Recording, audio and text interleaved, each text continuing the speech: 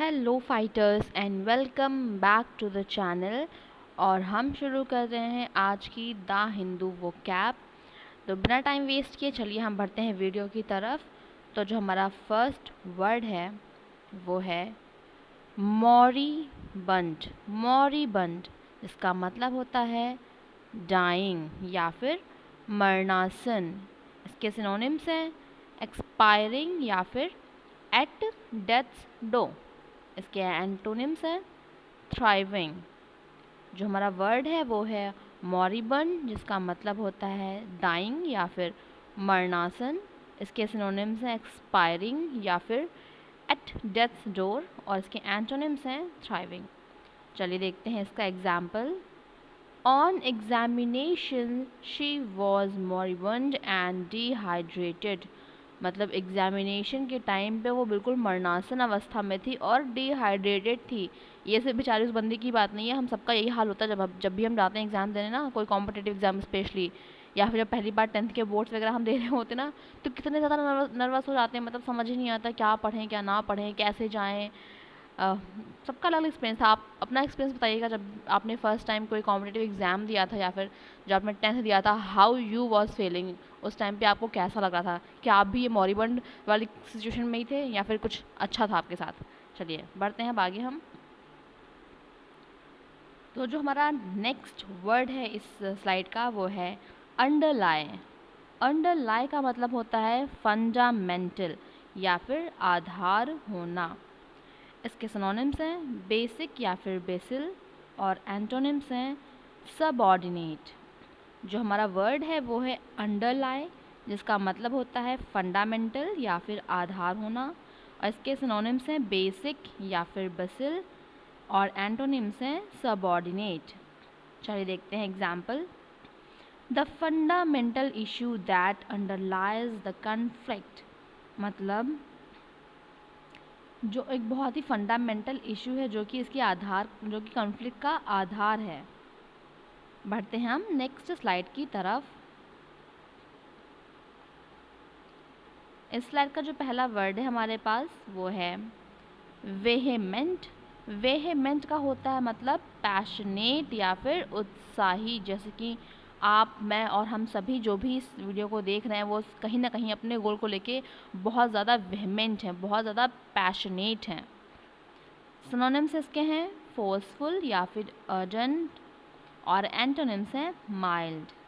जो हमारा वर्ड है वो है वेहेमेंट जिसका मतलब होता है पैशनेट या फिर उत्साही। इसके सिनोनिम्स हैं फोर्सफुल या फिर आर्डेंट और एंटोनिम्स हैं माइल्ड। एग्जाम्पल देखते हैं। Her voice was low but वेहेमेंट।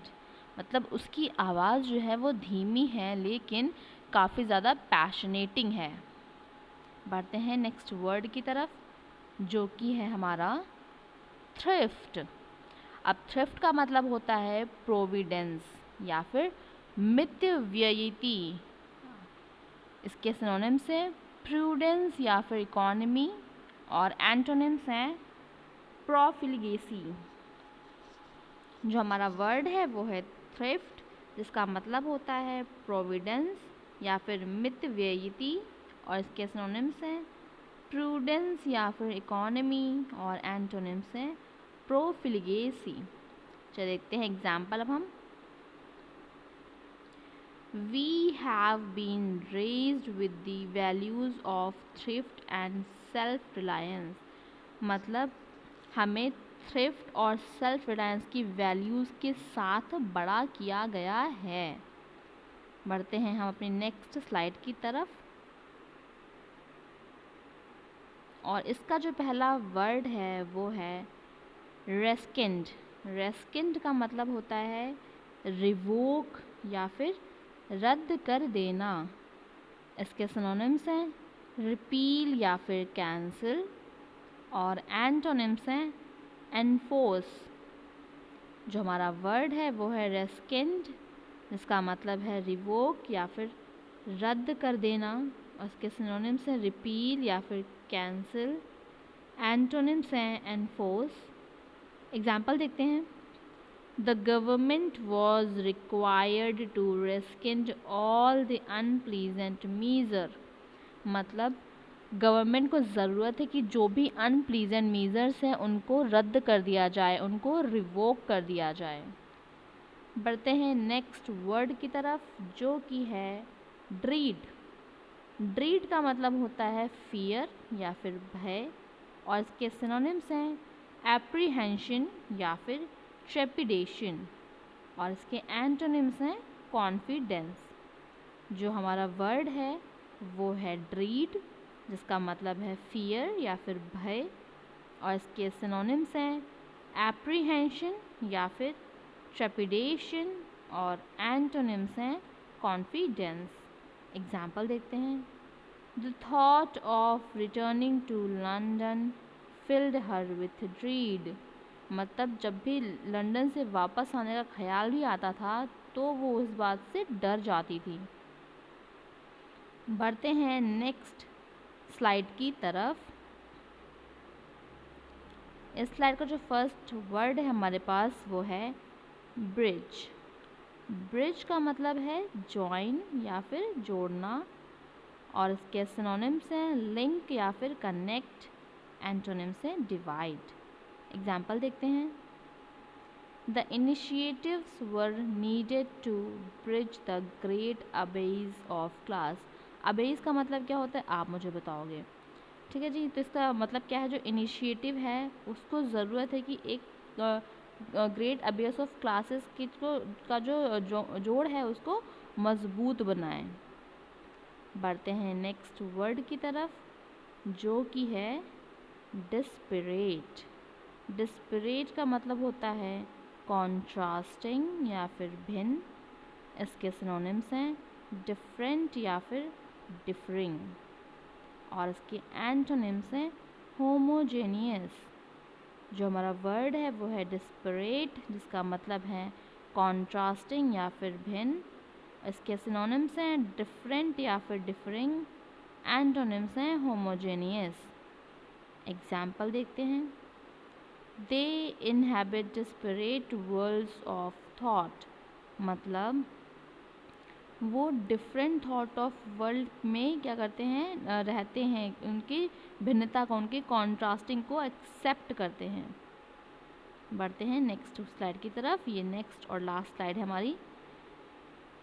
तो जो इसका पहला वर्ड है वो है टॉर्ट्यूटस। टॉर्ट्यूटस का मतलब होता है ट्विस्टिंग या फिर टेढ़ा मेढ़ापन। इसके सिनोनिम्स हैं विंडिंग या फिर कर्विंग, एंटोनिम्स हैं स्ट्रेट। जो हमारा वर्ड है वो है टॉर्ट्यूटस, जिसका मतलब है होता है ट्विस्टिंग या फिर टेढ़ा मेढ़ापन।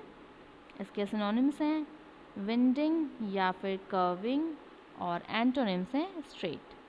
चलिए देखते हैं एग्जाम्पल को हम। The route is remote and tortuous. मतलब जो रूट है वो एकदम खाली है और टेढ़ा मेढ़ा है, ट्विस्टेड है। Same goes with our life. हमारी लाइफ भी में कुछ ऐसा चल रहा होता है, सब चीज़ टेढ़ी मेढ़ी जा रही होती हैं। बस हमें एग्ज़ाम क्वालिफाई करके अब चीज़ों को एकदम स्ट्रेट लाइन में लेके आना है, चीज़ों को एकदम कंट्रोल्ड मैनर में लेके आना है। इसीलिए हम और आप ये वीडियो देख रहे हैं, मैं बना रही हूँ, आप देख रहे हो, कहीं ना कहीं मेरा भी रिवीजन हो रहा है और आप तो देख ही रहे हो। चलिए बढ़ते हैं हम नेक्स्ट स्लाइड की तरफ, सॉरी नेक्स्ट वर्ड की तरफ जो कि है ओपेसिटी। ओपेसिटी का मतलब होता है ऑब्सक्योरिटी या फिर अस्पष्टता। इसके सिनोनिम्स हैं डेंसिटी या फिर एनिग्मा, और एंटोनिम्स हैं क्लैरिटी। जो हमारा वर्ड है वो है ओपेसिटी, जिसका मतलब होता है ऑब्सक्योरिटी या फिर अस्पष्टता। इसके सिनोनिम्स हैं डेंसिटी या फिर एनिग्मा, और इसके एंटोनिम्स हैं क्लैरिटी। देखते हैं एग्जाम्पल की तरफ। One has to face a lot of difficulty and opacity in Shakespeare's text. मतलब बहुत से लोगों को काफ़ी सारी डिफ़िकल्टी होती है और काफ़ी सारी अस्पष्टता होती है शेक्सपियर्स के टेक्स्ट को समझने में, जानने में। तो ये थे हमारे आज के वर्ड्स। तो मिलते हैं आपसे नेक्स्ट वीडियो में, लेकिन उसके पहले रिक्वेस्ट है आपसे कि परसेवरेंस लाइब्रेरी के नाम से हमने एक छोटा सा इनिशिएटिव शुरू किया है। तो अगर आपके टच में कोई भी हो जो गोमती नगर में रहता हो या उसको लाइब्रेरी की नीड हो, तो प्लीज़ उसको परसेवरेंस लाइब्रेरी का रेफरेंस ज़रूर दें। चलिए मिलते हैं आपसे नेक्स्ट वीडियो में, तब तक के लिए धन्यवाद, thank you and bye bye.